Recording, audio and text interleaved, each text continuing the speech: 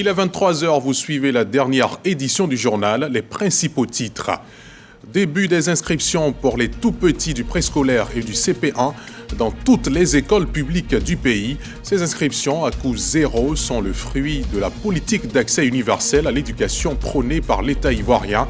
Dans les établissements d'Abidjan, les équipes pédagogiques sont à leur poste pour accueillir enfants et parents. Les candidats du PPACI et du MGC viennent de déposer à la CEI, la commission électorale indépendante, leur dossier de candidature en vue de l'élection présidentielle d'octobre 2025. Laurent Gbagbo, par le truchement d'une délégation, l'ex-première dame Simone Eivé Gbagbo y est allée en personne. Les deux partis ont affiché leur motivation à conquérir le fauteuil présidentiel à nouveau. Et puis au Mali, alors que l'armée n'a toujours pas reconquéri les positions attaquées par les terroristes du SNIM dans le centre du pays, mardi 19 août, les civils des villages alentours, eux aussi, pris pour cible, continuent de fuir la zone. C'est notamment le cas des habitants de la localité de Farabougou qui a été incendiée. Voilà pour le sommaire. Bonsoir à tous, bienvenue dans le 23h. Cette édition s'ouvre avec de l'éducation. C'est parti pour les inscriptions au préscolaire et au CP1 dans toutes les localités du pays, les écoles publiques du pays, bien sûr. Il est une opération entièrement gratuite qui permet à des milliers d'enfants de faire leur premier pas à l'école. Ces inscriptions marquent une étape importante dans la politique d'accès universel à l'éducation prônée par l'État ivoirien. Ce matin à Abobo et à Williamsville, les parents et les équipes pédagogiques se sont mobilisés pour accueillir les nouveaux inscrits. Sephora Zegui.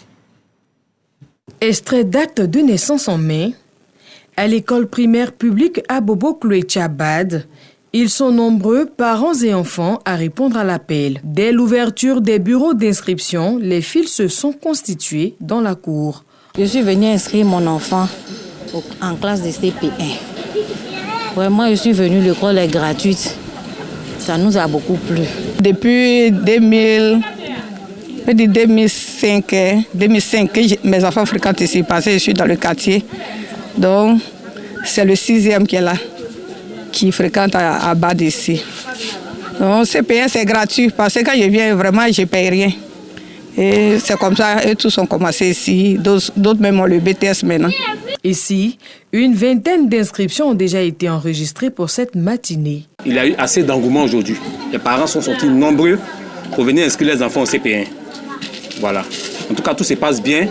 Ici, nous prenons la gratuité et nous respectons à la lettre tout ce qui a été dicté par le ministère de tutelle. À Williamsville, le constat est le même.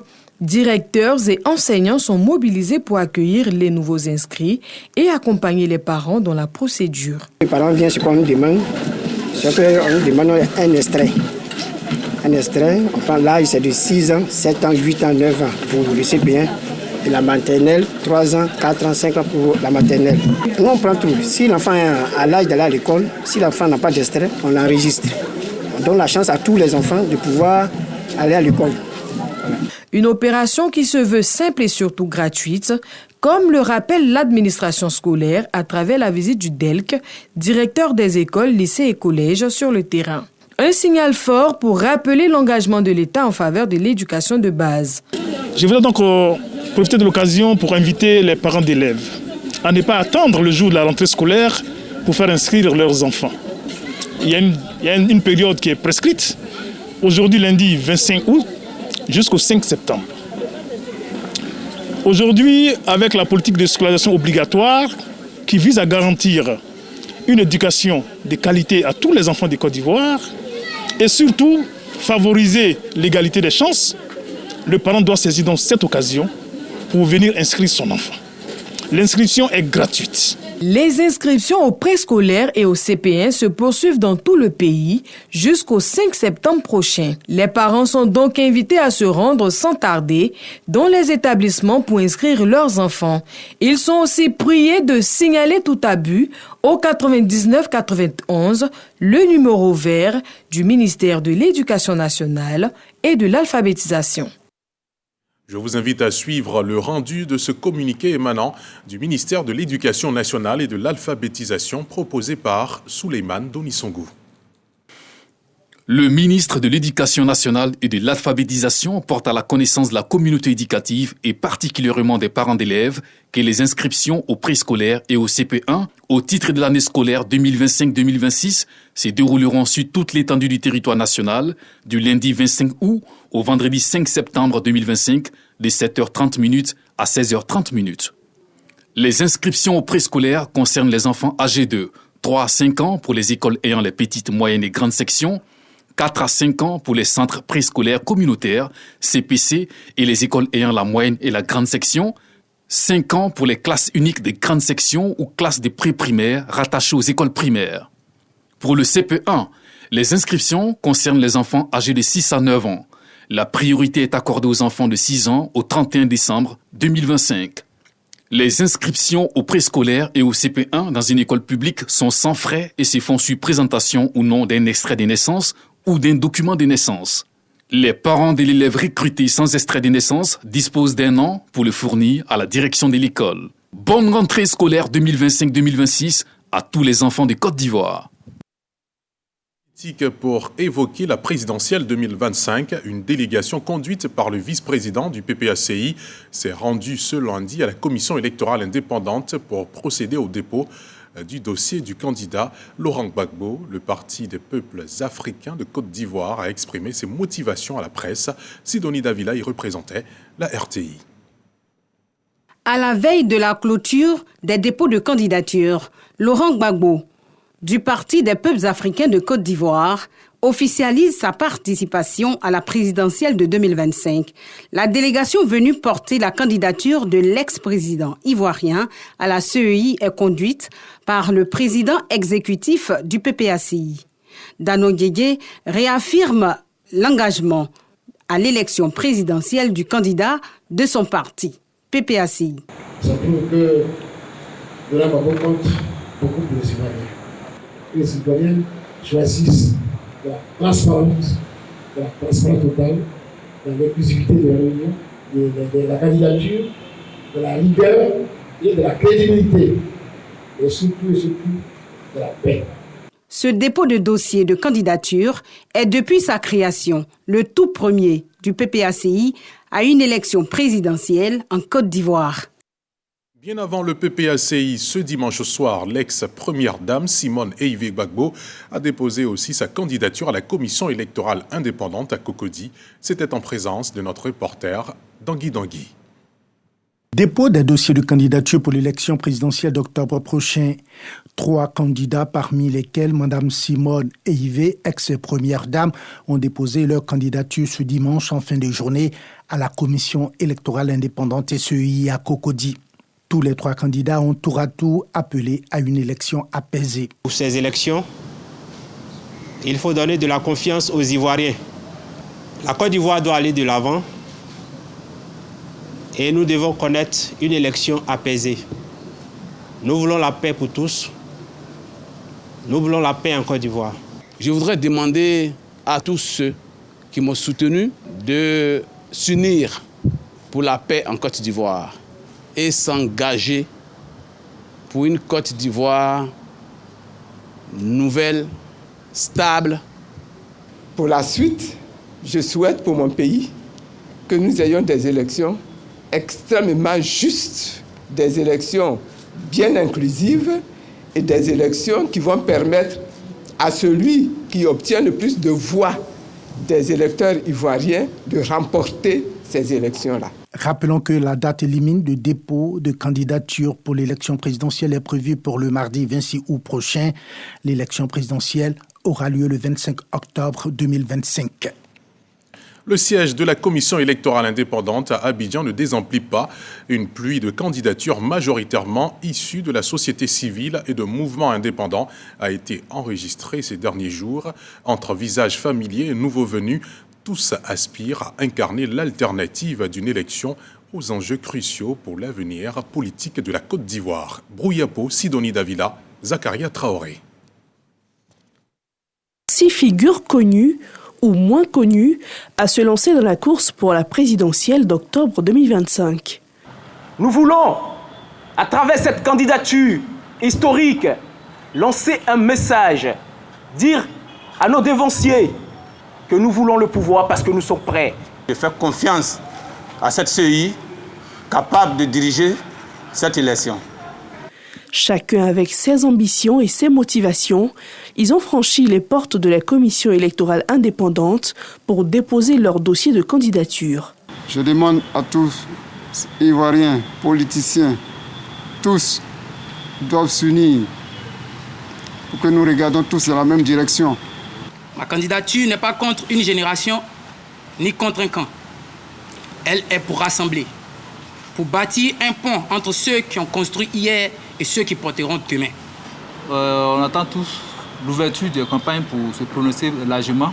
Et pour le moment, je m'intéresse à l'émergence verte qui a été oubliée par tous les gouvernements qui sont passés dans ce pays. C'est pour eux une nouvelle étape franchie, mais une autre qui s'ouvrira après les résultats du Conseil constitutionnel. Le mouvement des jeunes Hatchan RHDP se mobilise pour le dépôt des candidatures d'Alassane Ouattara. Le MJA RHDP appelle le peuple Hatchan à soutenir la dite candidature. Le président du mouvement a animé une conférence de presse ce dimanche 24 août au siège du RHDP Marcory. Juliette Ouéa, Ami Sangaré. Le mouvement des jeunes Hatchan RHDP soutient la candidature de Alassane Ouattara à la présidentielle 2025. Le MJA RHDP appelle le peuple Hatchan à se mobiliser pour la victoire du rassemblement des oufouettistes pour la démocratie et la paix. Notre mouvement se félicite de ses engagements vis-à-vis du RHDP et va poursuivre la sensibilisation auprès de nos parents, encore restés en marge de la politique de développement de son Excellence M. Alassane Ouattara, président de la République de Côte d'Ivoire. La Côte d'Ivoire doit mieux répondre aux défis sécuritaires et économiques du pays et de la sous-région. C'est pourquoi seule la stabilité du pays peut permettre de relever ces défis et seul le candidat Alassane Ouattara pourra nous permettre de garantir cette stabilité qui nous a toujours servi. Le MJA RHDP a sillonné 60 villages. Objectif, rassembler le peuple Hatchan le 26 août, date du dépôt de candidature de Alassane Ouattara. Nous, mouvement des jeunes Hatchan RHDP, appelons à la mobilisation totale de nos militants ainsi que tout le peuple Hatchan à l'effet de se mobiliser tous derrière la candidature de son Excellence M. Alassane Ouattara, homme de paix, de développement, de pardon et surtout rempli d'amour pour ses compatriotes. Le mouvement des jeunes Hatchan RHDP se dit déterminé à œuvrer pour une élection présidentielle 2025 apaisée. Un autre chapitre à présent dans le cadre de la mise en œuvre de la stratégie Sublime Côte d'Ivoire, le ministère du Tourisme et des Loisirs a lancé une campagne nationale de sensibilisation des opérateurs touristiques et des loisirs. Cette activité vise la mise aux normes des établissements touristiques et ludiques. Le lancement officiel de cette campagne a eu lieu ce lundi au plateau en présence de Malika Koulibaly.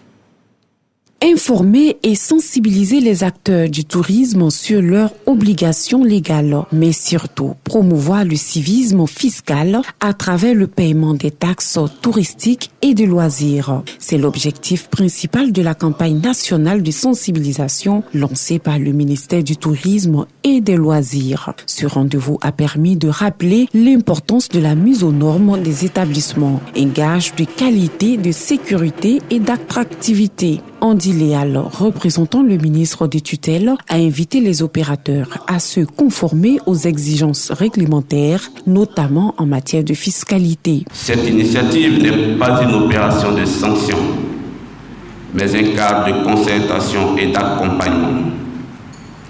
Elle s'inscrit dans une logique d'incitation et de partenariat, afin que chaque hôtel, chaque restaurant, chaque agence de voyage, chaque espace de loisirs fonctionne dans la transparence.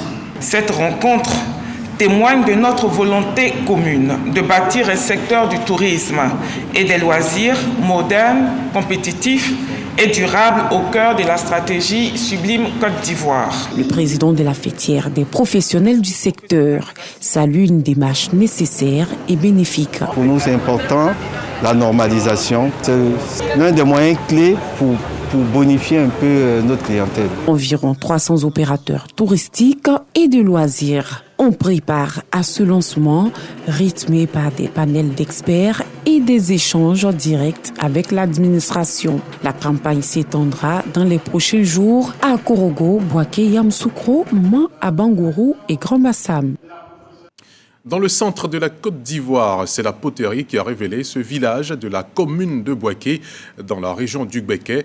À Tanou-Sakassou, l'activité fait partie de la culture et passe pour la principale source de revenus et le vivier de l'emploi, impactant ainsi le bien-être et le développement. Mais beaucoup reste à faire pour l'essor de cette localité. Le développement de ce village contraste avec la réputation de la poterie qu'elle envoie. C'est le constat de Léon Brou et Jean-Louis Gbangbo. Centre artisanal des potiers de Tanou-Sakassou dans la commune de Bouaké. Des artisans en pleine activité de modélage d'argile, presque la fin du processus de fabrication de pots qui commence par l'acquisition de l'argile. Cette argile-là, on va l'obtenir à la carrière. Cette carrière même qui se situe à environ 1,50 km d'ici. Et on va transporter au village pour faire sécher. Et on va piler cette argile-là. Par la suite, tamiser, séparer les grains de cailloux qui se trouvent dans l'argile, de l'argile plus même, qui va nous servir à travailler. Ici, la dextérité détermine le gain, mais pas dans l'anarchie. Les artisans sont organisés en coopérative et produisent chacun les modèles de peau du maître artisan. En rentrant premièrement, tu n'as pas de modèle.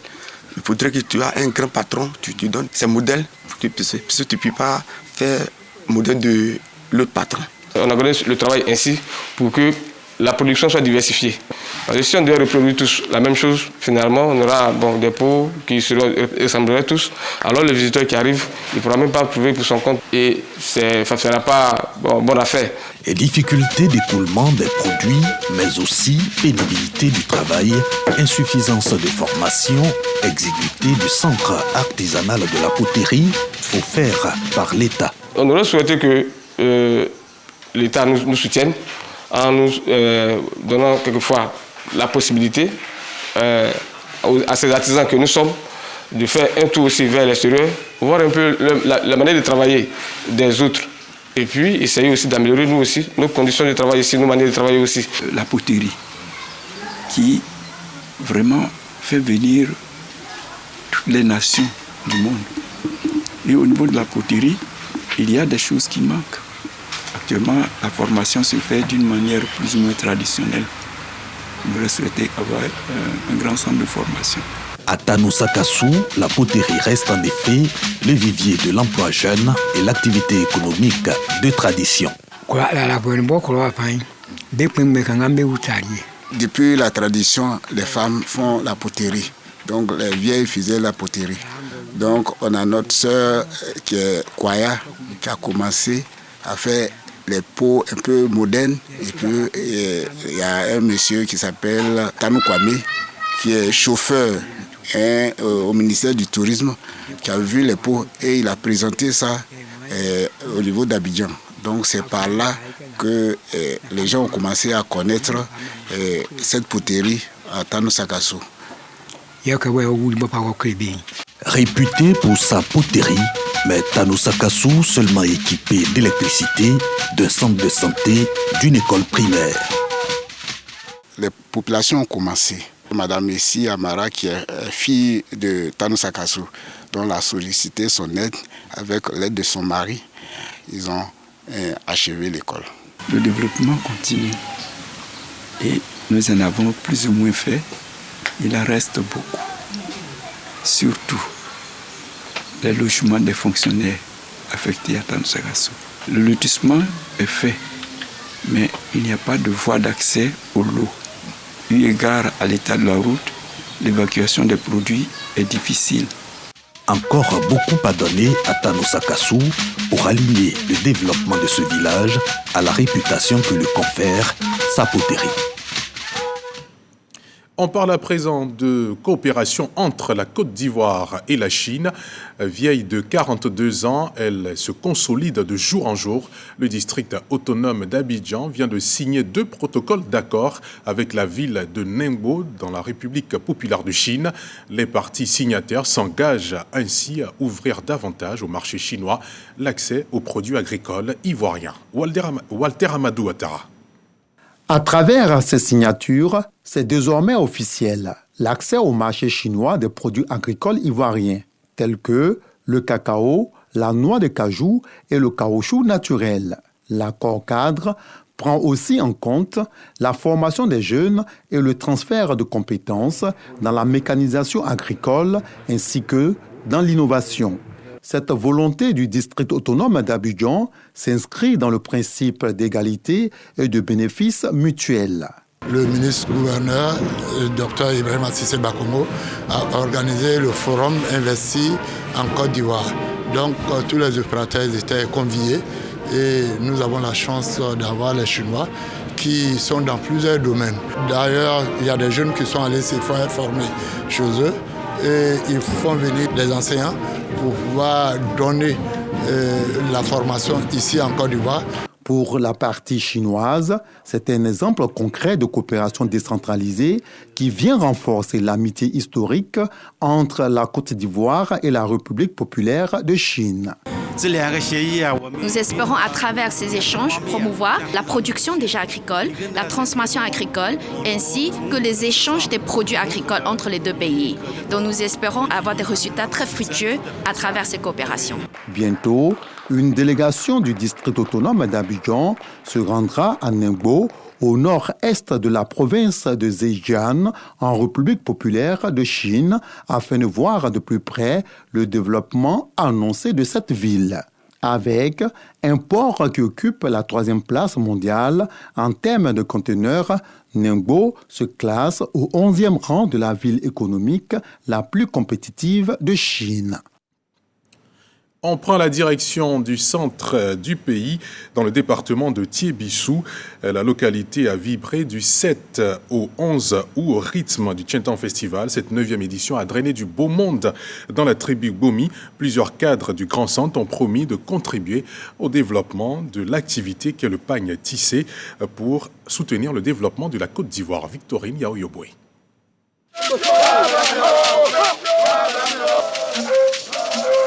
Pour la 9e fois, le Tchentan Festival du peuple Bomi tient toutes ses promesses. Les festivaliers sont venus de toutes les régions de la Côte d'Ivoire et des pays voisins, le Ghana et le Burkina Faso. L'attraction au cœur de cette mobilisation sous-régionale, le pagne traditionnel tissé, preuve que ce savoir-faire ancestral transcende les frontières de nos États. Pour replonger les populations dans la tradition, l'édition 2025 du Tchentan Festival s'articule autour des tenues arborées en période de deuil. Les tenues traditionnelles africaines obéissent à une liturgie et à un rituel. Ainsi, chaque tenue revêtue à l'occasion d'un deuil relate une flex, dit une histoire et rend un hommage. Le Tchentan Festival 2025 ambitionne de vous inviter à une immersion au cœur des traditions et cultures africaines. Avec la labellisation du pagne baoulé en 2023, le Tchentan Festival montre la voie à tous les artisans du textile. Les tisserands et stylistes qui l'ont compris ne manquent pas d'exposer leur créativité. Et le concours du plus beau pagne du Tchentan Festival 9 vient enrichir la panoplie de motifs et de couleurs qui font la renommée du pagne baoulé. Ça fait 3e fois, mais cette année 2025, c'est moi qui ai créé le modèle et puis j'ai gagné. Si ce bouillonnement culturel à Bomi-Zambo et Bomi-Konde-Yaokro dans le département de Thiébissou est devenu une source d'inspiration, c'est grâce à l'implication des cadres du Grand Centre. Au moment où le gouvernement ivoirien consolide sa stratégie sociale à travers son programme multisectoriel de formation et de valorisation du savoir-faire des jeunes pour promouvoir l'auto-employabilité, nous faisons fort de voir avec le ministre Touré Mamadou et voir dans quelle mesure l'État ivoirien peut apporter un financement pour accompagner les jeunes tisserands de la région du Bénier. Migrer du tissage traditionnel vers une véritable industrie artisanale avec l'appui de l'État. Ce serait effectivement un levier du développement socio-économique de nos contrées qui ont en commun le patrimoine du pain traditionnel tissé. La libre circulation des personnes et des biens, tant prônée par la CEDEAO, est-elle effective sur le terrain?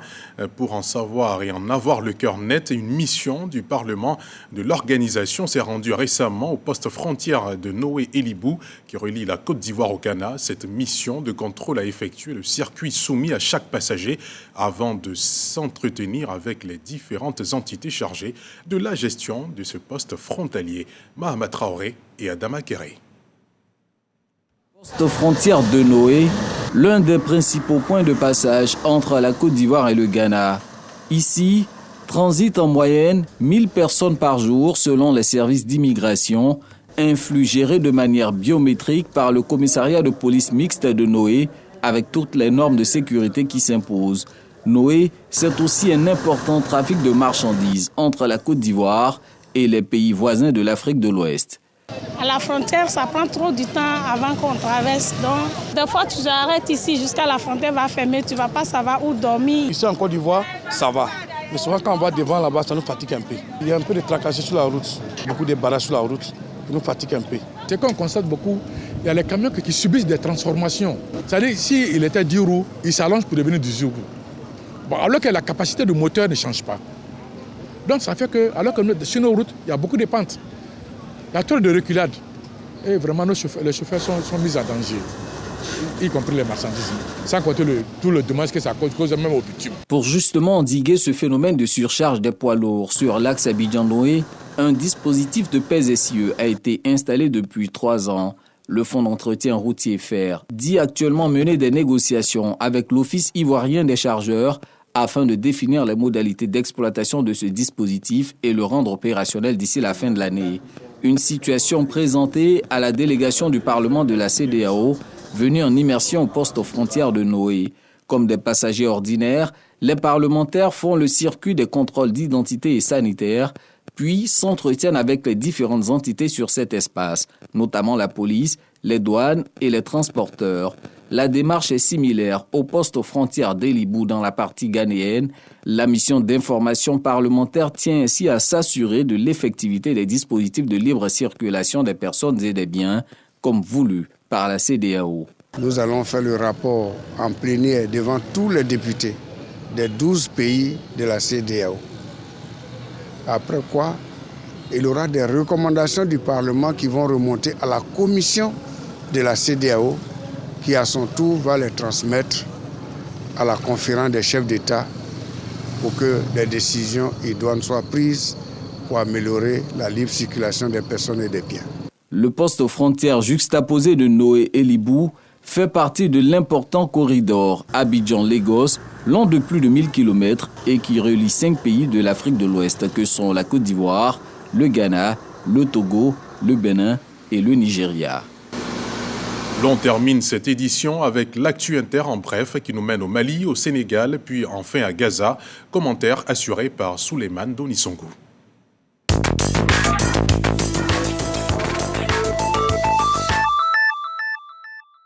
Les djihadistes du Jamaat Nasr Islam Wal Muslimin règnent en maître absolu dans cette région, à environ 300 km au nord de Bamako. À présent, dans plusieurs localités, les troupes régulières sont toujours aux abonnés absents. Les civils pris de panique face à l'insécurité ont décidé de fuir. À pied ou à bord des charrettes surchargées, ils quittent notamment Farabougou et les villages environnants. C'est toute la presse sénégalaise qui est frappée par la crise depuis 1 an et de nombreux journalistes ont perdu leur emploi. La crise dans les médias sénégalais touche tous les secteurs, fragilisés notamment par la baisse des subventions publiques et l'effondrement des recettes publicitaires. Au cœur de cette tourmente se trouve le groupe Futur Média, fondé par Youssou N'Dour, qui a lancé une procédure de restructuration. 5 journalistes travaillant pour des médias internationaux ont été tués aujourd'hui dans des frappes israéliennes.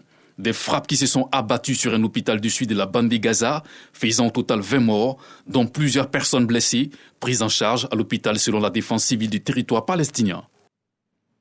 C'est la fin de cette édition qui a vu le jour avec le concours des équipes de la technique, de la réalisation et de la rédaction. Merci infiniment de nous avoir suivis et de rester fidèles à la chaîne qui rassemble.